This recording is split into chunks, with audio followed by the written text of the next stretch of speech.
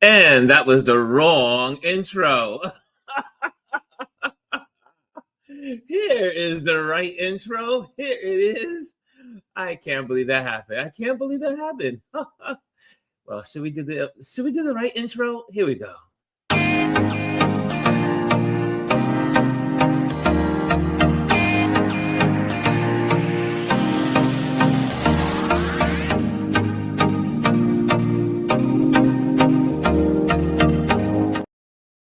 And now, welcome to Touch Base Daily. My name is Ron Foster, and I'm touching base with you as I always do.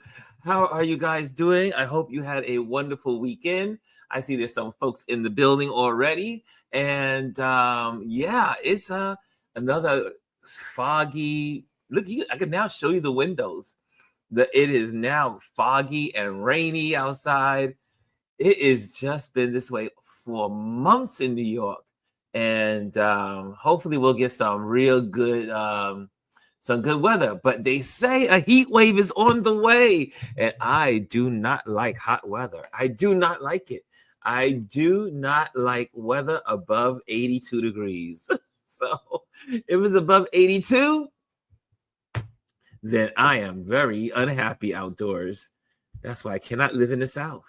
I cannot live in the South. The southern states are too hot for me. Anyway, so welcome. It is Touch Base Daily. It is Motivation Monday, and we are going to be talking about photography motivation, as we always do every Monday. But also, there's a lot going on in the news since we last chatted, and so you can also put in there whatever's on your mind. I'm going to send some invitations out to some of my folks in case they want to pop on the screen, because that's how we roll here. And we have cool people in this community. So let me send those invitations out in case they want to pop on. Or at least they find the need to pop on. You know, there's some folks out there. And, you know. And so I'm just going through the roll call here. Anyway, sending it out to you now. I'm gonna put Mr. Adrian on as well if he's out there somewhere and floating around in the world. And so I'm sending that out to you guys.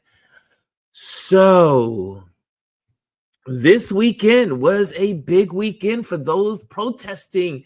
The No Kings March is now rated the largest protest in American history. The largest protest in American history. And it was massive all around the country. There were also some places around the world that participated, but it was an American event, and Americans showed up and showed out. And however, two people that were not there as much, but they were saying a lot of Black people did not show up still. There were some Black people out there, though. There were Black people out there more than the rest. But still some of us did not show up. Like, I did not go out I did not march. I was going to go, but then I said, wait a minute. I'm too exhausted. I've been working on my apartment. As you can tell, it is now, I have my sitting area. I have been working overtime. I didn't go to bed at 2:00 Saturday morning. So I was like, nope, I'm not leaving this house. I was so exhausted. And then I had more work to do. So the brokers are coming in on this week to get their final approval. Well, kind of give me some whatever they want to do here. And then on Friday, the photographer comes in and photograph the apartment. And then on Saturday or next week, the apartment goes on the market. I can't believe I'm saying it. I can't believe we're here. I can't believe that this is happening. And I'm glad, but I'm sad. I'm feeling both emotions at the same time. And so, yeah, that's how it is. That's how it is. But it is progress. It is progress. Let me open up the door for these Instagrammers. You know, I used to like, oh my God, I get the Instagram on the screen. But now I'm just like, if I get Instagram on, I get them on. I know that sounds horrible, but the Instagrammers, they pop in, they pop out. Most of the time, they're just scrolling through. This is just for those that need the reminder that are out there that we're on today. But for the most part, the Instagrammers, they don't care. They don't care. But who cares? Our YouTube family. Our YouTube family is here and always showing up because we are on YouTube. And that's where we live. And that's where the people that are committed to channels and people that are online, they make a commitment to show up. That's what I love about being on this platform every day. YouTubers, love you so much. Okay, let me put this last little data in here. And, so and while I'm doing that, if any subject you want to talk about, please put it in the comment box. Any subject that's going on, put it in the chat, put it in the box. Put it in the box so we can talk about it. Okay. And there we go. So now Instagram is in the building. Instagram is in the building. Well, not technically. Are they showing up? Is it showing up?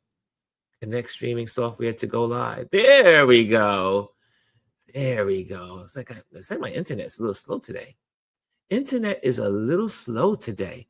Let's say some hellos first. Let's go to some hellos. Here we go. Hannah says, good morning, Ron and Touch Base Daily Family. She is the first person in the building. And guess what? I figured out how to work my mic. Now I have to figure out all this new stuff with, I pulled out the plugs and everything. Now everything's working. My mic system is back. And GR Houston Jack says, good morning. I am Reese says, good morning. Touch Base Daily Family. Aya's in the building. She says, Grand Rising Ron and everyone. Hannah's saying go to G and morning. All you guys are saying good morning to one another. Yes, I like posting all that stuff because this is a community. Wait, did I miss? Hey, wait a minute. Jazzy's in the building. Good morning, beautiful people, Jazzy says. And here we go. Who else is in the building? Who else is in the? Oh, it's Mr. Bryson. What's up, Ron? What's up, RLP fam? What's up, everybody? Happy Money Making Monday. Hope everybody enjoys Father's Day. Hope everyone enjoyed Father's Day. And I'm back home from North Carolina. Right, Bryson, you've been on the move in 2025. New York, North Carolina. Okay. I see you. I hear you. I see you, brother. And why am I quoting Instagram? Because there's still some people in Instagram. It's all about the PR. It's all about marketing and PR. That's all. That's all. Some people do look at it and they go, oh, I didn't know they had a channel. Oh, I'll pop over. So you got to be there so people can see you. That's why I'm there. And I'm not catering to them, but someone may pass by. It's like someone said, oh, that's a nice window in this. Macy's got a nice window this week. Let me go into the store. That's why I do it. That's why I still have my Instagram.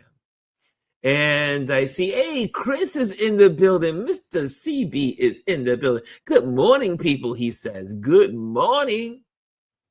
Kimmy is in the building. She says, good morning. It says, hello, everyone. And Kimmy brought us over the hill last night in our game night. And we were at Just Great. And then we didn't do Genius. We didn't get to Genius last night on our spelling bee. But Kimmy says she put her word in and we crossed over to Amazing. Thank you, Kimmy Kim. She always brings us home somewhere. She crossed us over to Genius a couple of times, and she's also found the pentagrams. We have a good group out there that comes out on Sunday night, Wednesday nights, and Friday nights. Game night was there. Oh yeah, Kimmy says game night was hard last night, especially that connection. Connections was hard. That was a hard puzzle. But she says it was fun. We have a good time together. We do laugh. We do laugh and have fun. And so what did you guys do for your Father's Day? Happy belated Father's Day to all the people who are out there. Happy Father's Day. Happy Father's Day. All of the gents. And I always say, there are women who do both roles. And I always celebrate women who are doing both roles. They are father and mother. Now, I know you say, oh, they take some man to be a father. But some women have to play both roles. And they do balance it well. And they do play the roles. They do work the roles. So, thank you to all those people that give fatherly love, committed to people, for them to grow, be nurtured, and become great people. We need great people to create and build and share great people. Okay, as I hear footsteps coming to the door. I do hear those footsteps. I know those footsteps. Those footsteps are familiar. Oh, the bell is working. The bell is working. And you know how we roll. Here we go.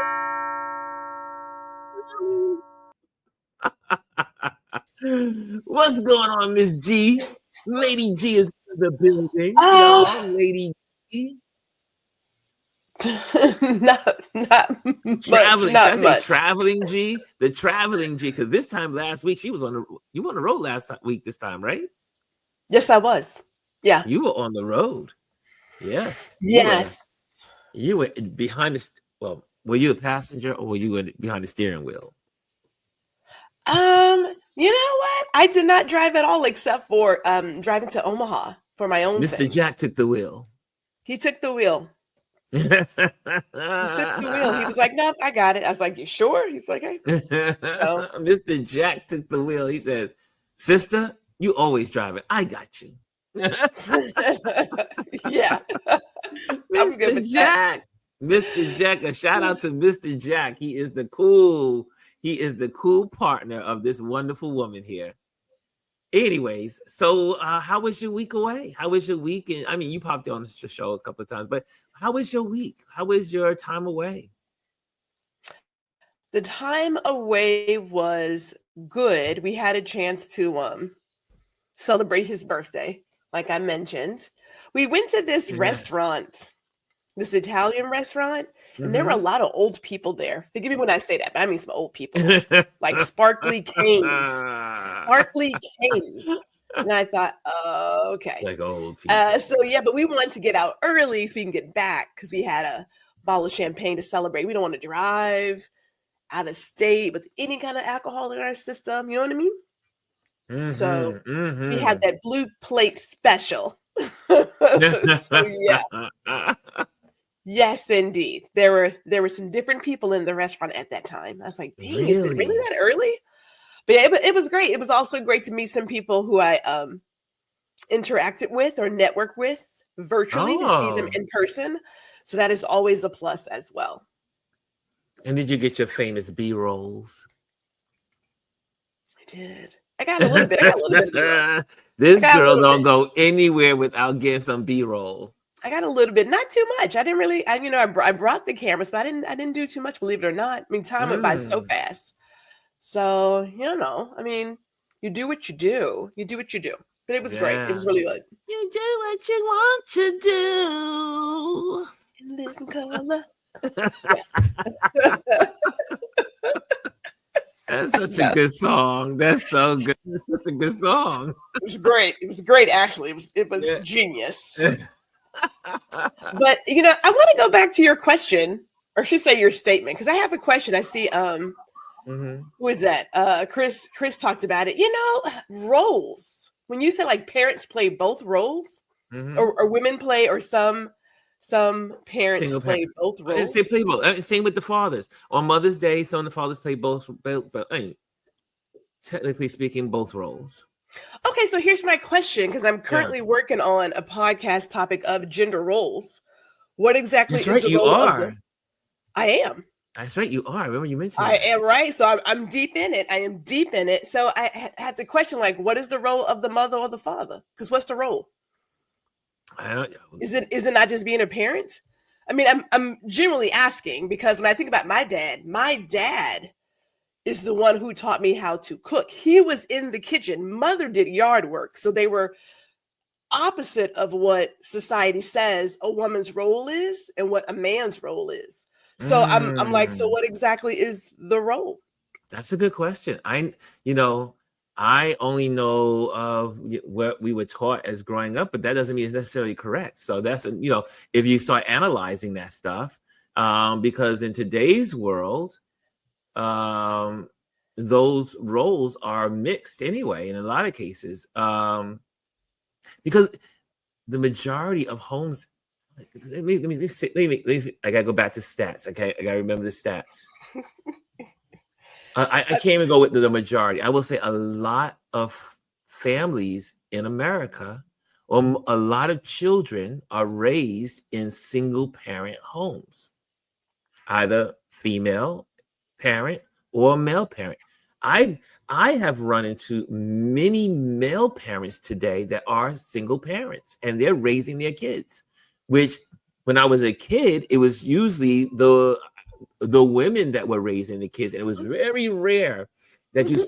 saw a male figure being the only parent, while the wife or the old girlfriend or the mother is still alive. That was when Yes. we were growing up. Now it's I wouldn't say it's the norm, but it is definitely. I have three or four friends that are raising children by themselves as men. Yeah, So I asked that because okay, so my neighbor across the street, we were talking about this, and her son has custody. And the woman who gave birth to his kids has two other kids. Those men also have custody of their child, right? yeah. So at the moment I am researching how many single father homes are there, but also how many at-home fathers there are because the women, there are more women who go for post-secondary education than men. And a good chunk of them make more Hmm. money than their partner. And it's just easier if you want to save on childcare for that person to stay at home. And typically that's men. I knew some people back in the 90s who had that. When Mm. Continental Airline was still Continental Airline, there was a dear friend who worked part-time. He was an at-home father. Okay, Yeah. so he was the one who stayed at home, worked part-time at the Container Store, and his wife who made mad bank. She was the one who brought home the bacon. She didn't even cook it. He cooked it. So I go Yeah. back to like the whole idea of what exactly is the role, because I mean, I think about like my mother, parents are parents. So it's every day is a day to celebrate your parents. But Hmm. we're still in this thing of, well, a man does this and a woman does this. Like, I don't know. I That's mean, a good, like, you bring up a good point because we've heard many times. I mean, this is, on Father's Day or Mother's Day, the, I've heard growing up was that okay, if the single mom was there, she's playing both roles. So that was a traditional thought in my mind because that was what I was taught. But you caused me now to say, let me reevaluate mhm, because in today's world, it is a different ball game. mhm. And it was when when I was growing up, we didn't have women basketball teams. We didn't have women softball teams. We didn't have women baseball teams. We didn't have women firemen. We didn't have women bus drivers. And so now, in today's world, the roles are very dynamic, as in, what is the role? I mean, when you really think about it, this is a good subject. What I are the always have good roles? subjects. I'm I know always doing you, my work. I yeah, mean, I'm still because doing, you are that one that does. I That like to little kick up some that dust. I mean, emoji kick with up some dust. that little yellow emoji that has this. That's That is me. Gwendolyn. That's the emoji, the Gwendolyn But emoji. But it's a I haven't even pondered the thought until you just mentioned it.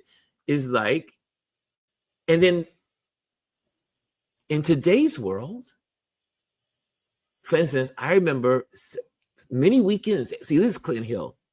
So Clinton Hill here, Clinton Hill, Fort Greene, this area, a lot of news anchors live here, and doctors and lawyers and all these professions. Okay. But I would see on Saturdays the men with the baby carriages and moving. And when you go to Fort Greene Park or you move around the neighborhood, it's the men with the children doing all the, doing the thing, which when I was growing up, that was not something you saw normally. But now everybody is the parent. Well, yeah. I mean, what I'm saying is that, for instance, when Adrian was younger and Adrian used to go play softball, his mother was always at the games. She was always there to support him in the games, go to the baseball game, go to the sport game, wherever the games were, she was there to support. Right? Yes. And you think about the gender roles are so. Should we call it the gender roles? But the gender roles are no more definition, because you have executives. For instance, my buddy, one of my other good friends, happily married, beautiful wife. She's an executive for one of the biggest pharmaceutical companies in the world. Who takes care of the kids? He does. He raises the kids. He takes them to school. He feeds them. He makes sure they have their baths. He makes sure all that's going on. Meanwhile, she's making the bucks. She's the one making the bucks for the household. She is he has a job, but his job is nowhere the executive of a pharmaceutical company, one of the biggest ones in the world. I mean, so the world is so different from now that I'm sitting here thinking about all this, the world is so different. So throwing out that statement may sound a little ignorant. I don't know if it's in today's ignorance. world. I don't know if it's so much ignorant when I say or not negative, I mean ignorance of our environment in the world we live in. I'm sure in other countries it may apply, but in America, there aren't those gender roles have changed drastically. I know there's some people in America that don't want it to have happen. Like, this is the reason why we want to go back to. There's some people that, not us. There are some people that want to go to take Project 2025 and reverse all of this stuff, because they want the women back in the kitchen. They want the women back in making babies and doing nothing. So for them, it's too much. There is that one. Here's my point of looking at gender roles and also programming for young men and boys as they grow, is that the way that we work and live has changed. And there are some people who have not caught up. But if we consider our word choice, we ourselves are not always aware of what we're saying when we're saying it. You're like, is there really a role? Is there really any kind of gender attached to a particular role? If you're a parent, you're a parent. You do what needs to be done, whether it's one of you or two of you, no matter how it happens, whether you guys were together, one night stand, someone passed away, whatever it is, but you still take care of your kids. So is it really a gender role that men only do this, women only do that? Is like, look, that was something that society created some time ago to keep certain people in a particular spot. We ain't there anymore. We're not there. So why are we still holding on to things that don't actually fit the way we work and live and play today? Like, why is that? Yeah. Why is that? And for those who want to stick to it, why? Okay, so prime example, we know that most women run the household. We know numbers and everything. Mr. Jack will tell you, if you come up to this door to sell something, you're not talking to him, you're talking to me, because I know the numbers.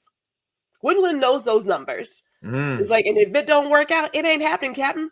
Like, because Mr. Jack has said, if I may interject here, Mr. Jack has said, go speak to her. He does on a consistent basis. He's like, I don't know nothing about that. Go speak to her. And not because I'm the woman, but in terms of how Yes. we operate, Mr. Jack, he was just like, oh, it's on auto payment. So who cares? It's like, what is the current rate of that electricity? Because Gwendolyn doesn't live that life. I need to know what the rate is, what's X, Y, and Z, how much this and this costs. Like, it's not his deal. I would send the man to the grocery store. I said, babe, get me some orange juice, get me some eggs. He comes back with Eggland's best eggs. We don't, no. He comes back with Simply Orange Juice. Partner, there is a store brand, and it's the same OJ, okay?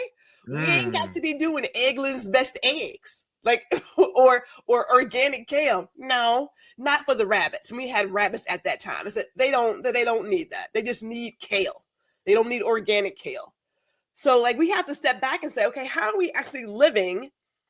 And in terms of what we're sharing with those who are coming up, what does that message look like? Because there is still that idea of the man runs the household and men do this. And it's like, isn't that how we got to this spot? This is how we got into this problem. Masculinity? Isn't that how we got here? Here's another.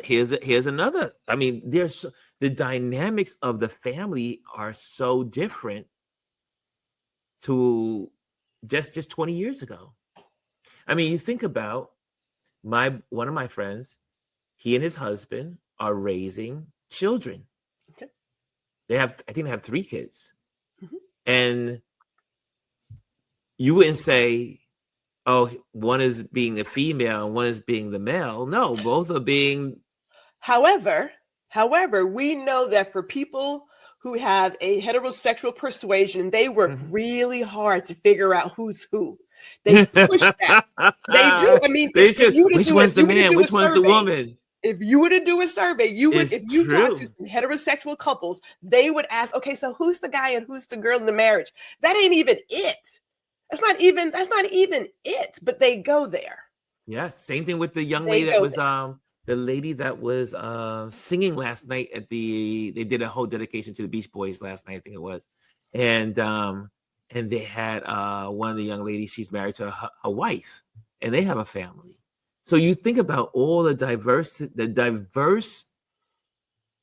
family structures in today's world. Mm-hmm. I remember back in the day. How many of you remember the TV series on HBO called 6 Feet Under? I remember. I didn't watch it. 6 Feet Under was really a good show. But in the final episode, because one of the characters was gay, and he falls in love with someone. And then what they do is one of the best endings to a season series finale, one of the best that have ever been done. And what makes it so amazing is that they speed everyone's life into the future. So you see them as they are today, but then it speeds all the characters' lives up into the future. And in the future, the gay character is married to a man, right? And they have a family. And now, I mean, that must have been the ending of 6 Feet Under, must have been 15 years ago. Maybe it was 15, maybe more. But look at where we are today. It is now the norm. If you live in a urban setting, and even some resident, country settings, it is now the norm. Even though they want to reverse that again. So you think about all the different types of family structures. I want to also, here's something that 2 people said. Kaz says, in today's time and day, it should be more about the person and the values they instill, not just titles and labels. And also, I put the wrong one. It was Mr. Let me go back to Chris. Chris said, he said this: it's the village in practice, not who's supposed to do what. Mm-hmm. I mean, I'm loving this. I'm loving this feedback. Jazzy says, and I heard her footsteps, so I'm going to answer the door for her in a moment. Jazzy says, it's a question that has to be asked for sure. And from a perspective of growing up in a single parent household, I think there is a little bit of a myth behind gender roles in the household. You taking notes, Gwendolyn? This is I great for am your taking research. notes, but I'll also add that, my daughter has a wife as well, right? And they have Yes. their 2 kids, Yes. right? And being able to sit amongst their friends, they are just parenting. And I remember Chris interviewing her, and he said, it's not that you're a gay parent, you are just a parent. You're a loving parent. There is no sexuality attached to it. It's like, I'm just a parent who loves their kids. This is where we are. We didn't even talk about the grandparents who have to raise the kids because of whatever the situation is. Could be that the parents pass away in an accident or something, or it could be something else. But there are grandparents who have raised kids. Like, our family dynamic, the idea of how you define family is not what it was when we were putting this sort of picket fence idea on TV. And I literally saw those picket fences in Omaha. I was like, look at this right here. Look at this. I mean, brother had a picket fence. I was like, is that real? It was real. It's like yay tall. Picket I'm thinking, fences if I are was real. talking about him, he would so hear me, because it's literally the white picket fence. I said, oh my goodness, this is something that I got a picture of, because I thought, I have never seen such things. Here's something. Kimmy says, I think that acknowledges the single parent is taking on a task that is designed for 2 people to manage. Now that's interesting, because I don't know. That's interesting. Is it designed for 2 people to manage? Is it? Was it designed that way? I'm asking. I mean, like that's. I mean, I know it takes 2 to make it, but is it designed for 2? I mean, I think about a friend who is in a relationship where he and his wife are not in a loving relationship, so they're in the house. Their idea is, once the kids get older, we'll separate. But guess what? Until that time, your daughters are seeing how you love them, but they're not seeing how you love their mother. And what love looks like, right? In terms of a healthy relationship. They're not getting that message. So is it really designed for 2, or could it be that an entire village raises a child? Hello, that's me. I'm the village. I am the product of the village. Yeah. Both my parents were in their own ways MIA. However, my aunt, my godmother, the candy man downstairs, the candy store owner, the cleaners guy downstairs, my mother's boyfriend, all these people, and my cousins who used to get on the train and pick me up and bring me out to Long Island, Queens, and all this stuff. I mean, I am a product of the village. Yeah, I am truly. My parents, and I've talked to my parents about this, so it's not so that they were so into their own individual worlds, and there was also the lack of knowledge of parenting on their part, that it took a village to raise my sister and I. And my pastor adopted me as his son, and really, really taking me into that family structure where his mom called me her grandson, his wife called me her son. I had my own room in their house. When I used to hang out there, I would go up to the room. I had my own room upstairs. It takes a village. I mean, so there's all these structures. And so here's another one. I mean, I love this. This is a good conversation. Gwendolyn, I tell you, like the fire. Cass says, when do both you do sacrifice time for self, but make the time happen for self in some way, even if it is the small things, because it adds up to big things. So she's talking about how the input is. And Chris says, I love this, Chris. It's the BS visual of what we have been fed as to the way we are supposed to be. Love that. Two things. One, Woo! it is a BS visual. Two, the key word there is suppose, like suppose Supposed and to be. should. You know, when people use those words, that is putting your belief on somebody else. You should be doing this. I ain't got to do nothing that don't make sense for me. Plain and simple, right? So when you take that approach to it, and you know, you and I have had this chat on why we're There's some so people gathered concerned. in the doorsteps. I think it's Elise Who's and coming in? Someone's Jazzy. at the door? Jazzy, I think they're in the building. What? The door. Oh, there's Jazzy. Oh, And there's Jazzy. Oh, I think they got something to say. They didn't travel all this distance to be on our doorstep without having something to say on a Monday. Good morning. Good. Hi. Good morning. I actually came to say just what Chris just said. I think it's something that we are fed to believe, right? Like, and it's not to say, because I'm a product of a single parent household, right? I think you grow up in this mindset of you have to have all of these people around you in order to feel complete, right? Yeah. But when I look at my life, I'm like, I am complete. I was not raised with my mom and my dad in the home, but I am complete, right?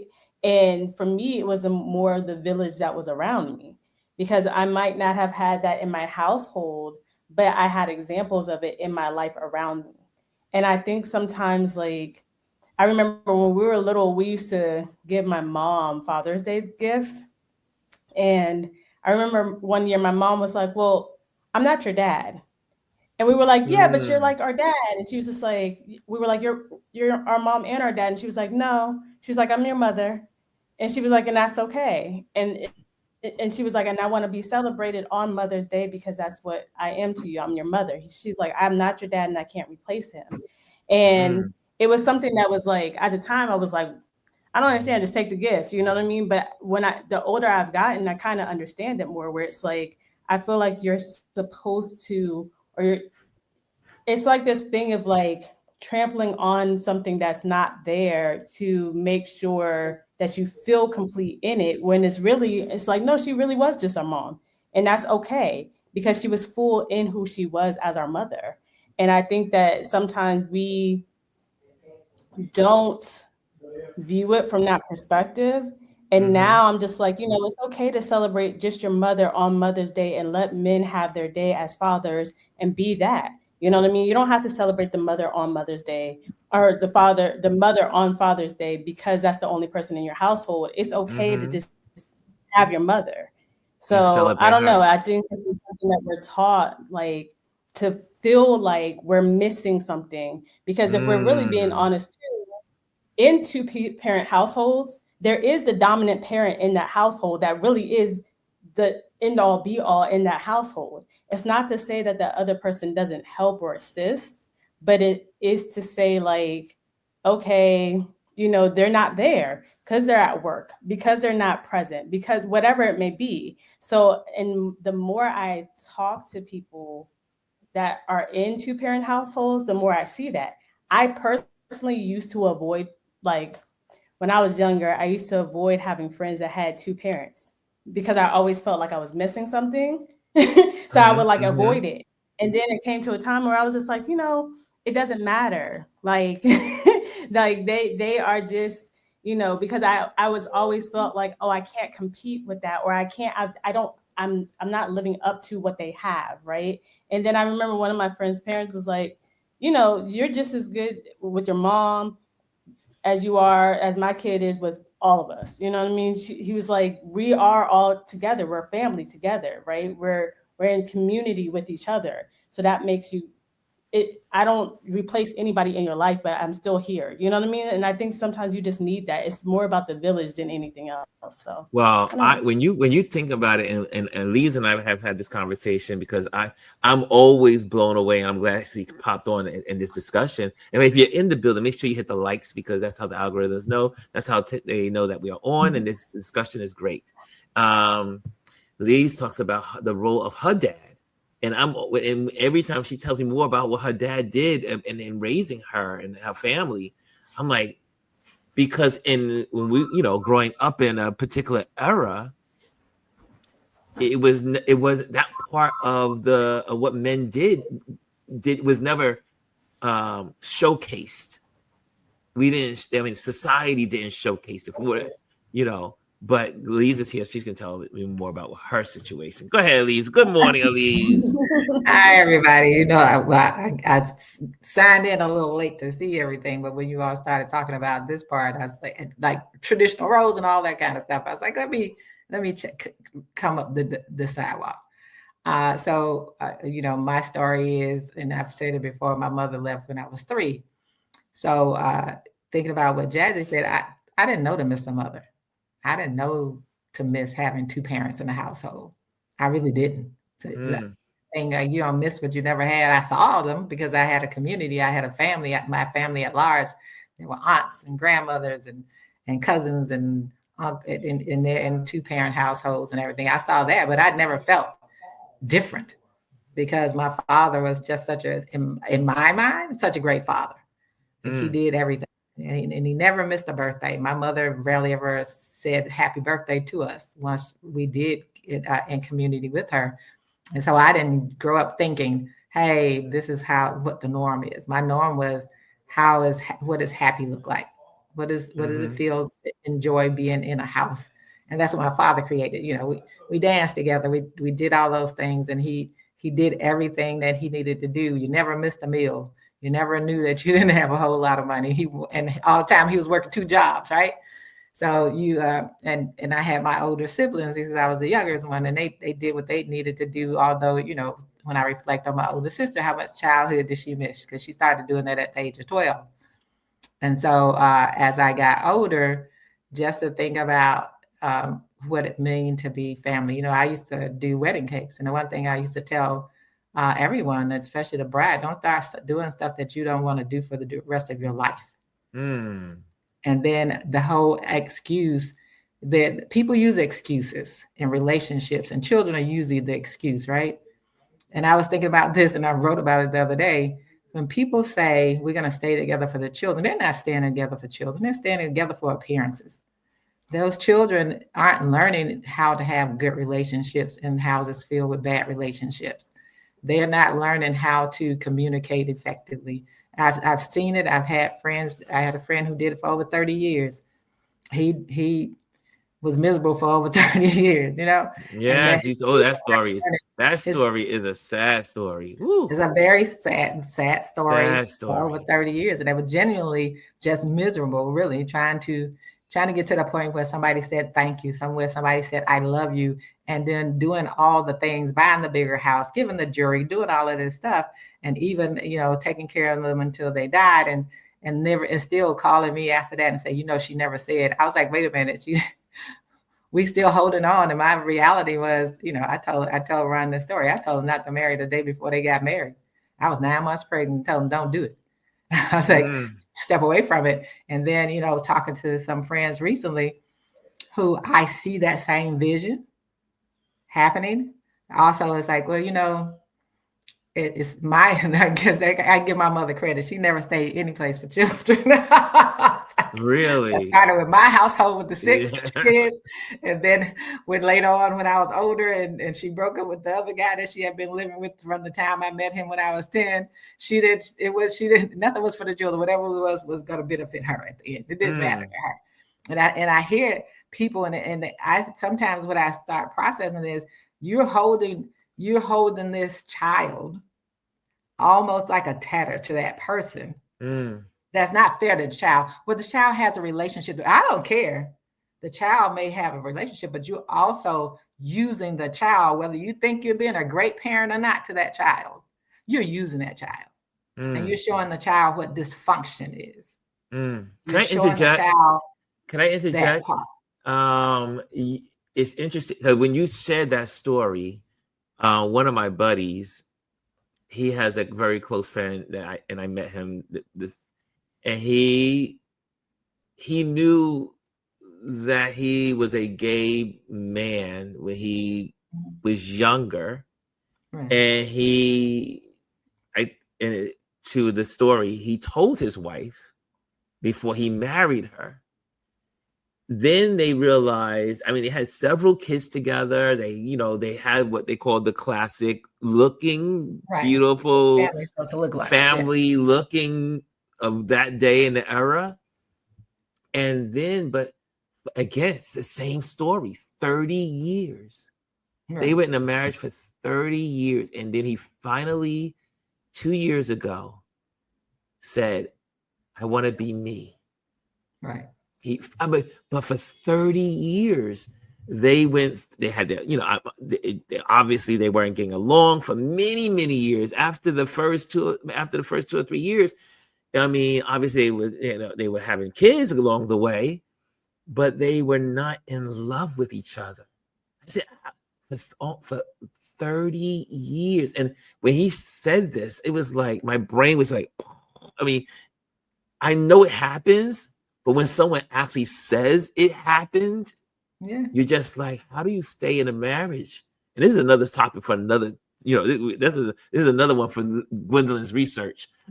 but having those parent roles, like we're talking about, but then some people felt like, I need to stay in this relationship, even though it's miserable, because I want to make sure I give the role of being the father, or being the role of being the mother. Because if I don't be the role of being either those two people, one of the people that they think they're supposed to be, to stay in the marriage, their children would be ruined. I think that society still plays a big part in why people do that. Like whether it's, I don't know, how you define roles. In my house, if there was something to be put together, I did it. Mm-hmm. There was a negotiation about what happened in the air conditioners, windows. My husband, if they would come to the table, he said, look, you need to talk to her. Mm-hmm. Because I was the one that was up on that kind of stuff. He did a lot of things, but he was like, okay, that's not me. That's not a conversation with me. That's a conversation with her. So it wasn't about, because the way you were treated when people would come to the house, like when we getting our air conditioners put in here, this house, they were talking to him. Both of us needed to be there, they said, but their conversation was with him. And he turned to them and said, I don't know why you're talking to me. You need to talk to her because she's the one that has the most information about that. And it was always inevitably that case. And I'm sure, Gwendolyn, you run into that. That's what they think. If you take a car in, it's like the man comes in and they want to talk to the man. It was like, so when we had a van, I would take the van to the car dealership. They hated to see me coming more than they hated to see him. You told me that one time. You were in my brain, Miss Elise, because I thought about when I bought my last vehicle.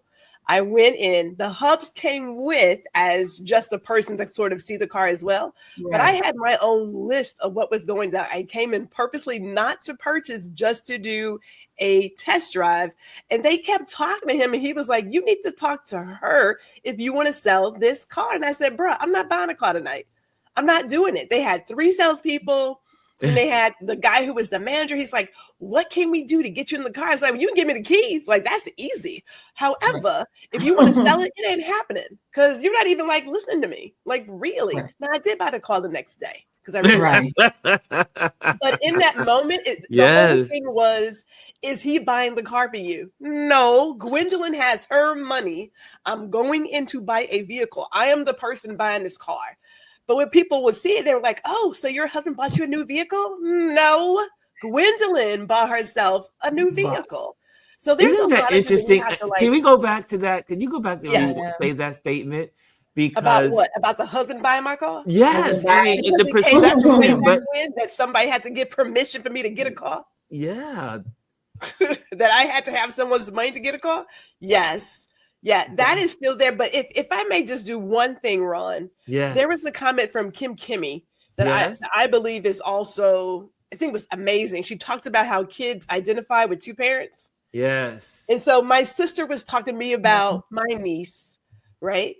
And she was just saying that, there's messaging about gay couples that are out here. Now, she knows that my daughter has a wife, all right? She knows that.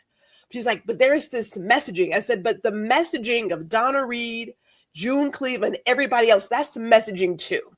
that we should be in the kitchen with heels on and a dress and an apron and caring for everybody else beyond ourselves. So when kids identify with something, that's from education, that's a messaging somewhere, right? So my grandkids don't know two parents that are male and female. They don't know that life.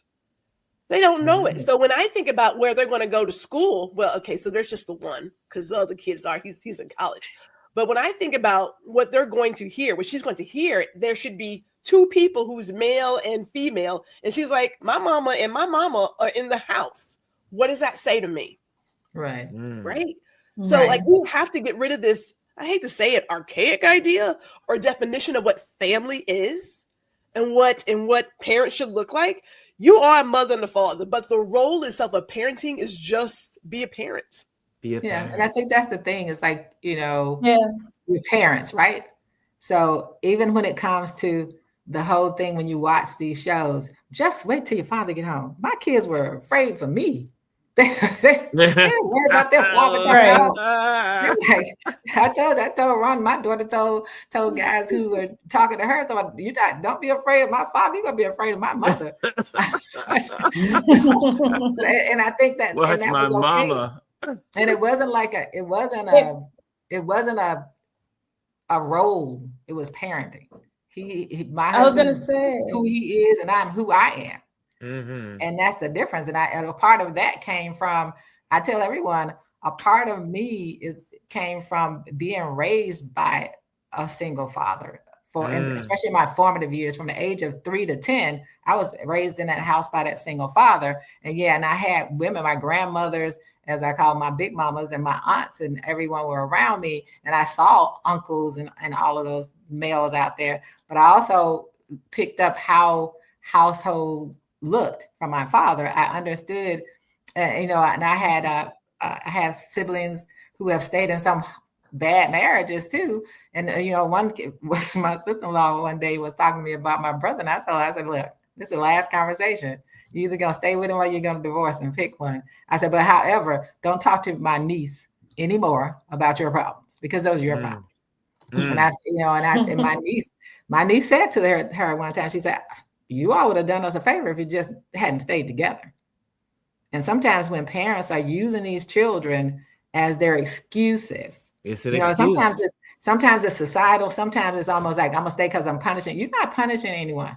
And you're definitely not doing it for your children. I promise you that what I've heard people say and how they, no, stop it. Stop lying. Stop lying to yourself. Stop using your children for that. When people do that, they're doing it for society. They're not doing it. They're doing it for the society. Because they're doing it for the societal perception way that they were going to be looked at. Yeah, for the perception of it all. Because for me, same thing. I have seen people stay in situations where it has been very detrimental to the kids, to the point where they have grown up and had to kind of unlearn how to receive love the way that they were shown love.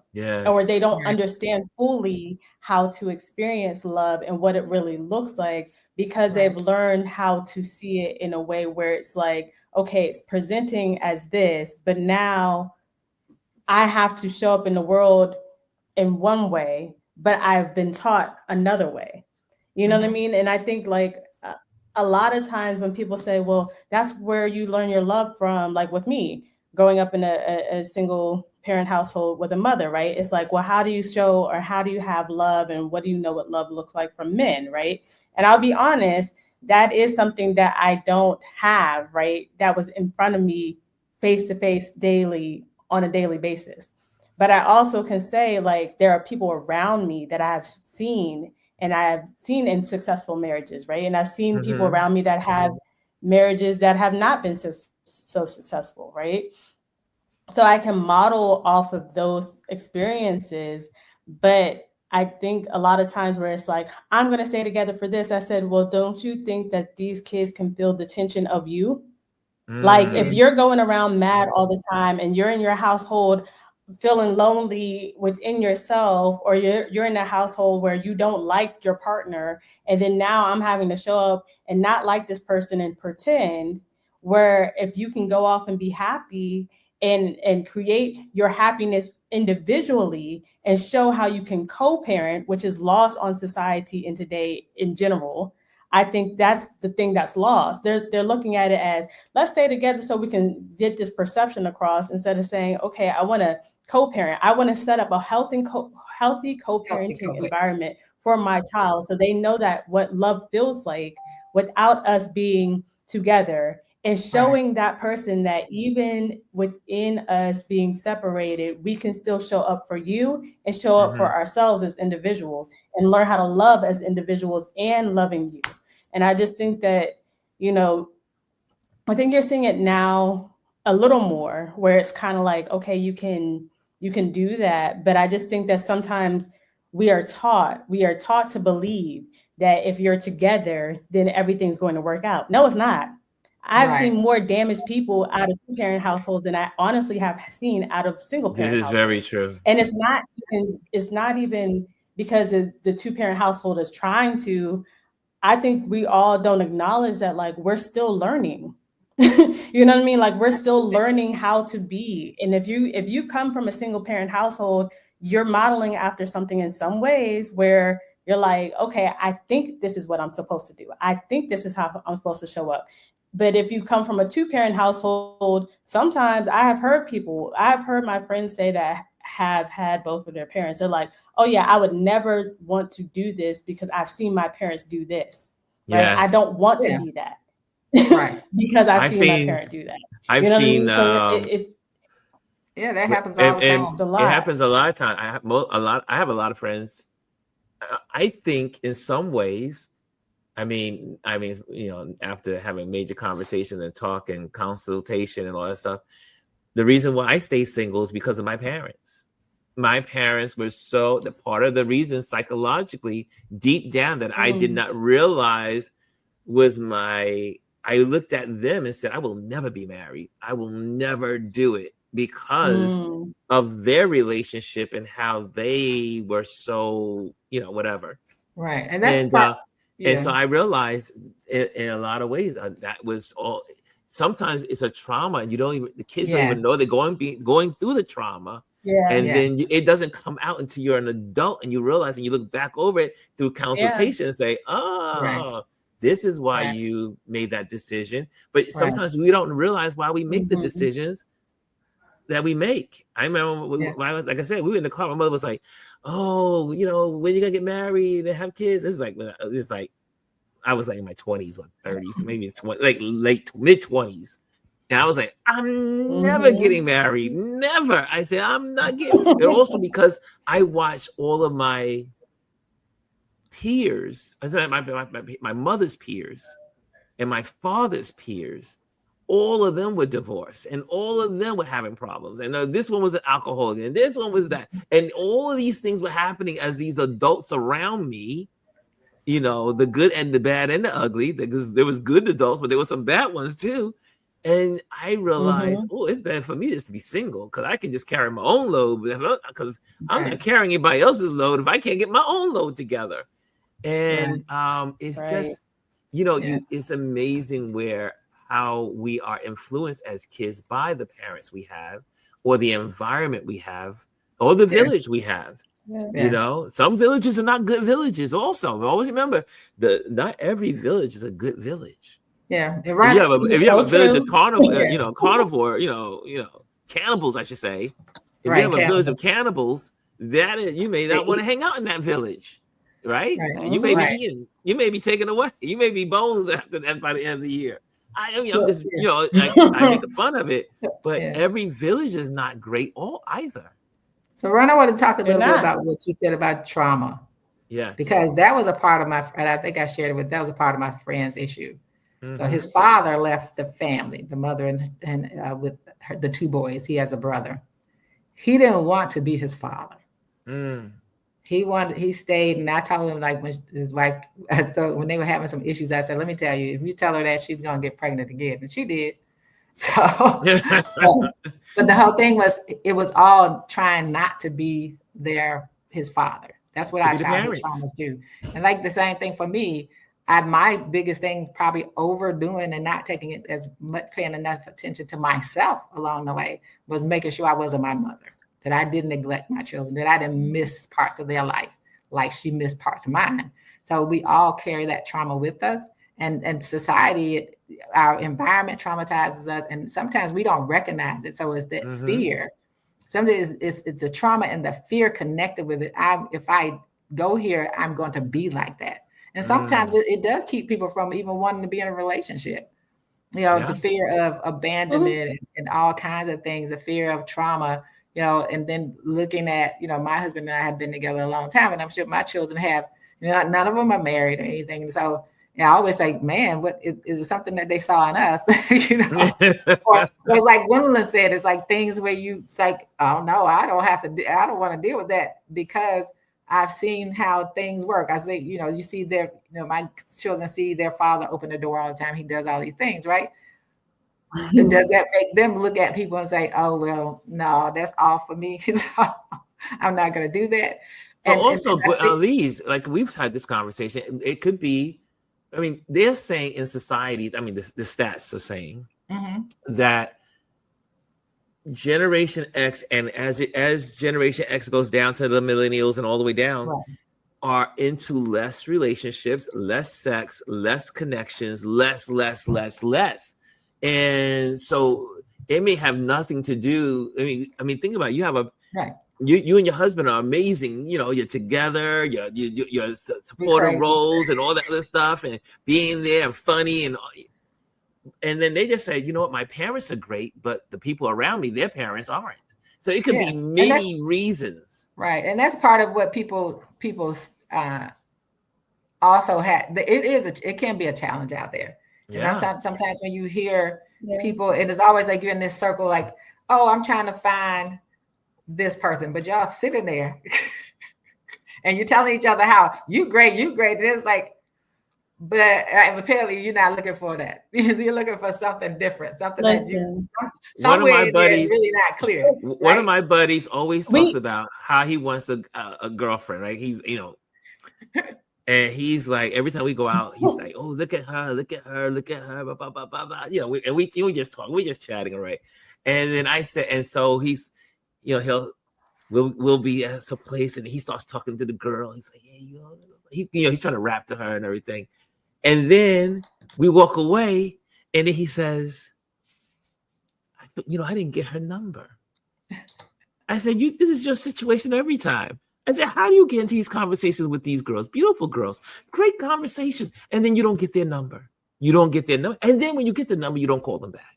I said, you know what? I said, we've been doing this game for 20 years. I said, you know what? Deep down, you don't want to be married. He keeps saying he wants to be married. But I said, we've been going through this shuffle and this conversation for more than 20 years. We've been friends for 40 years. I said, for half our friendship, this has been your MO. I said, dude, you ain't interested in no marriage. Yeah. She's my marriage material. Blah, blah, blah. I said, you done gone through 100 marriage materials over the last 20 years. And, but again, I'm sure that if he went to therapy, he might discover that there's something that happened in his past, or a child, or something he observed. Yeah. Or it could have been a movie. It could have been. It's amazing the things that impact our psyche as children and as young adults. It's just, you know, teenagers, preteens, and all that, and how those things get trapped in us, and we haven't released them, and they cause havoc in our future and as we grow up and become adults. It happened to me all the time as a child. It's like I saw my siblings get into stuff and they got a certain consequence. I was like, I'm never doing that. So I'm the one that learns from observations. Yeah. I'm an observer learner. Yeah. I'm not trying that. I think there's talk about that.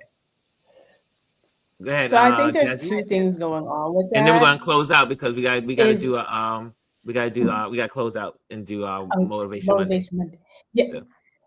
So I think what you're seeing now is there's like a weird trauma response because a lot of people in my sphere, right? A lot of my peers, it was either they grew up with 2-parent households or there's so many that didn't grow up in 2-parent households at all because of the kind of climate we grew up in, right? And I think there's that fear there of, one, we don't know what we're doing in a lot of ways, right? And I feel like there's this weird thing where it's like we want to talk to people and we want to have that conversation there, but we don't even know how to start the conversation because now in this world of social media, it's like, find somebody online.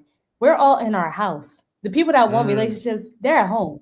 I always laugh. Like, I always laugh at this. I'm single and I was like, okay, yeah, I want to have somebody and I want to find somebody. And I'm just like, well, if you don't go online and you don't leave your house, where are you finding this person? You know what I'm saying? True. Very That's true. our conversation every time, Jazzy. The Cracker Jack box.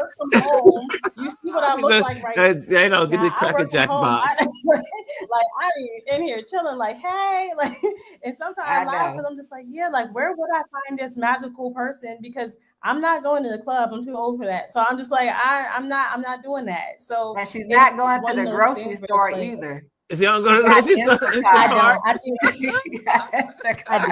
I love. Well, you know the old way of finding from home has messed me up. I'm not gonna lie, it's bad, y'all. The best way to meet people is the grocery store. Anyway, guys, exactly, Dr. Fauci, it's cozy here. I'm loving it. So I think it's one of those things where it's like you actually have to leave your house to like find people. And all the people that I talk to, they're like, I want to talk to people, and I'm like, we have to go outside. like I remember network, my friends, gay, straight men and women would say, "Yo, I gotta hang out. I'm going to Home Depot later on." And I was like, "What you going to Home Depot? What you got going on?" It's like 9:00. What are you going to Home Depot? He's like, "You make the best girls at Home Depot." And I was like, "Home Depot? You mean girls at Home Depot?" And then I have my gay friends that say, "Oh man, I gotta go down to Home Depot." And I was like, "What are you talking about Home Depot?" Well, I make that's what the dudes are. And I was like, I'm sitting there like, what is Bell? So when I used to have my car back in the day, my little Acura, I said, let me go check out Home Depot. You said get the car out and go to Home Depot and say, "Oh, let's check out who's in Home Depot." You gotta go where they are. Like I always say, I'm like, maybe somebody delivering one of these packages one day will actually be my husband. I don't know, because like Jazzy's waiting for the Amazon man. That's if she opens the door. Ding dong. Hello, Amazon. If she opens the door, Ron, she might just be picking the package up from outside the door. I do. Anyway, I'm gonna let you guys go so we can do Motivation Monday. This was a great conversation. I mean, so enlightened and enlightening. And man, Gwendolyn, thank you for popping this one in there. This was really good. This was a good conversation. Yeah. And Brian, we saw you, but I was trying to end it so we can get to the Motivation Monday, but it just, we were just doing so well. But this was a good conversation. And I think it spurred off some other ideas for you, Gwendolyn, as in the marriage and conversation, staying in relationships too long. There's a whole there was a lot of gems and tidbits in this, and in the community, man. You guys were sharing some gems. What is parenting? What does that mean? It's amazing. So I'm letting you go. I'm getting y'all out of this.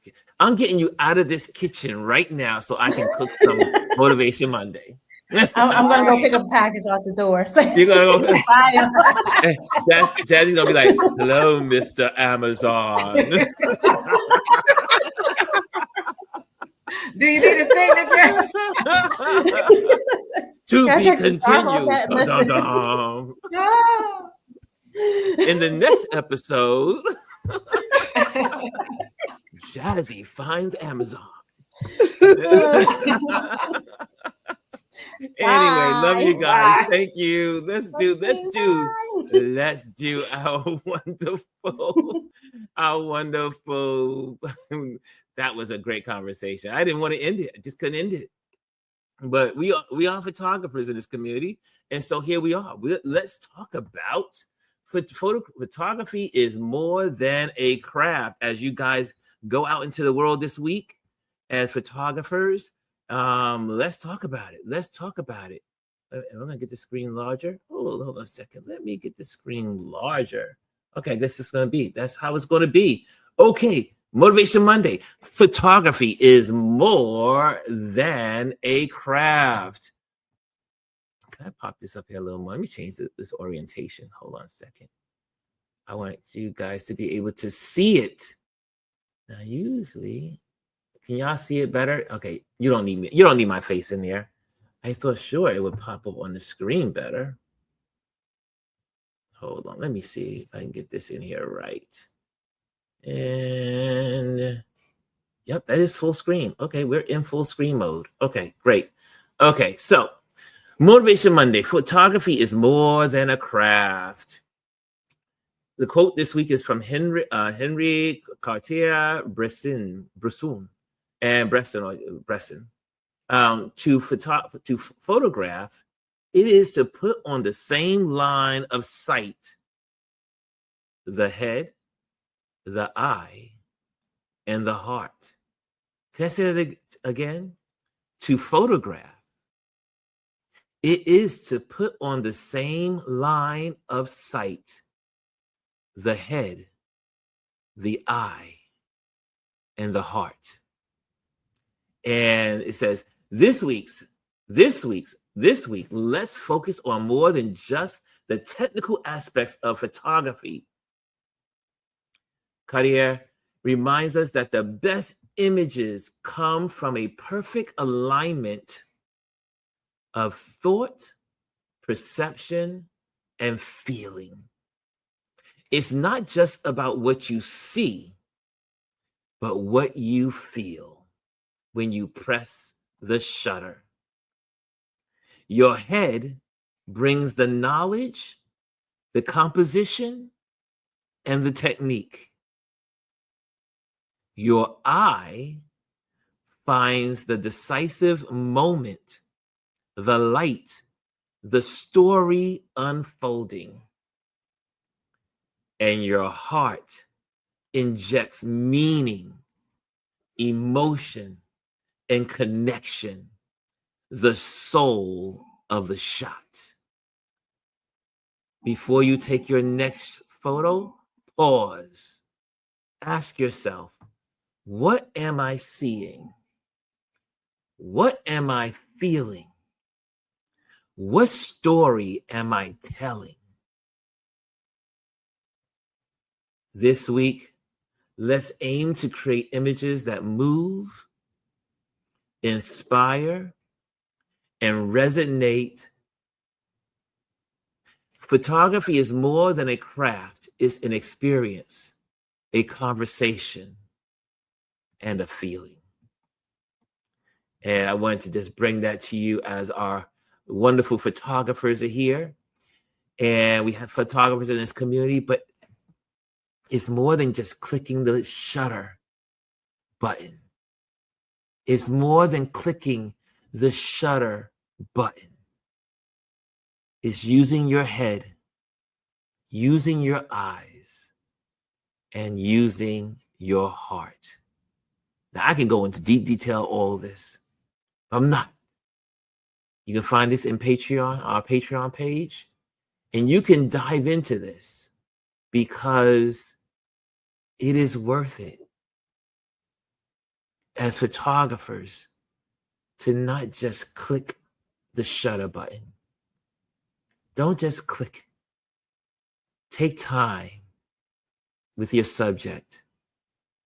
And I'm just going to do this one more because I think this little cluster is so cool. You're going to use three things. Your head, which brings the knowledge and the composition and the technique. And so many people get caught up in those things, just that one area, but there's more. Your eye, that decisive moment, being able to anticipate the moment.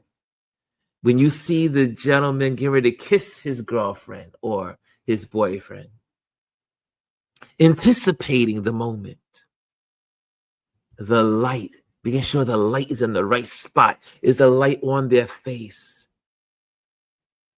Is the light in a shadow? Is the light full? Each one of those things, each one of those particular settings of light will tell your story a different way, and how the story is unfolding. All those people that were out marching this weekend past, they got to see the story unfolding. And last but not least, this is my favorite part. Your heart injects meaning, emotion, and connection. The soul of the shot is your heart. Okay, guys. Thank you for joining me today. Stay if you want to, first of all, I would like to say, join our email list, and that way we can stay connected in the future in case we don't have these platforms to stay connected on, but we can still stay connected. Also, if you are looking for an event photographer, reach out. I am an event photographer. We can put you on the schedule, or your family or your team or your corporate environment, whatever it is. The events are my specialty. That even covers news events because I do photojournalism. And also, thank you to the Patreon members who support this platform. And you can find this on our Patreon page. This is our Patreon page, y'all. This is our Patreon page. So you can catch this and all of the stuff that we have here on Patreon right there. Okay? On the Patreon. Your support helps us create amazing content. Become a member. If you're here and you get something out of this platform, support it. That's what we do here. That's how we survive in these online streets, right? So make sure you do that, okay? And I'm going to put this back up, right? Put that up and get rid of that. And like I said, you can find us on Patreon. This is the Patreon page here. And check that out right here. And this is our page. You can see them, all the other Motivation Mondays in the collections. We have the collections and they have all the Motivation Mondays. Look at all those Motivation Mondays. You want to be motivated? There are all the motivations on photography right here. Okay, so take a tour, as it says. Take a tour. Go through. Okay. Thank you for being with us today. Thank you for being a part. Thank you, guys, and, well, the gals, the ladies, Elise, Jazzy, and Gwendolyn for sharing so much. What a great conversation today. And get out there and photograph your world. Take some time out and photograph the people around you. Take some time to enjoy the people. Oh, Kimmy sends a super sticker. Woo! Thank you, Kimmy, for the super sticker. For those that don't know, on your on the YouTube channel, you can click on those super stickers with that little dollar bill icon. Thank you for that. For those that for the YouTubers, I see all the love. I see the love. Great show, Ron says. Jazzy, I see the applause from G. And Kaz says, yes, me too, GR. Visual storytelling with narratives. There we go. Thank you. Appreciate Ron. And also, I see here also the chat. Yes, you can see it. Oh, yes, you can see the chat. You can see it in the chat. Look right up below the chat. Okay. So, guys, thank you again. I love doing this. I love supporting this community. I love being a part of this community. We are in this together. Let's do it. Let's do well this week. Let's do well this week. Let's get out there and impact our worlds. Later. Hello, and thank you for joining us today. Make sure you hit the like, the subscribe, and leave a comment on this video. I would love to hear from you. Thank you again. Until I see you next time.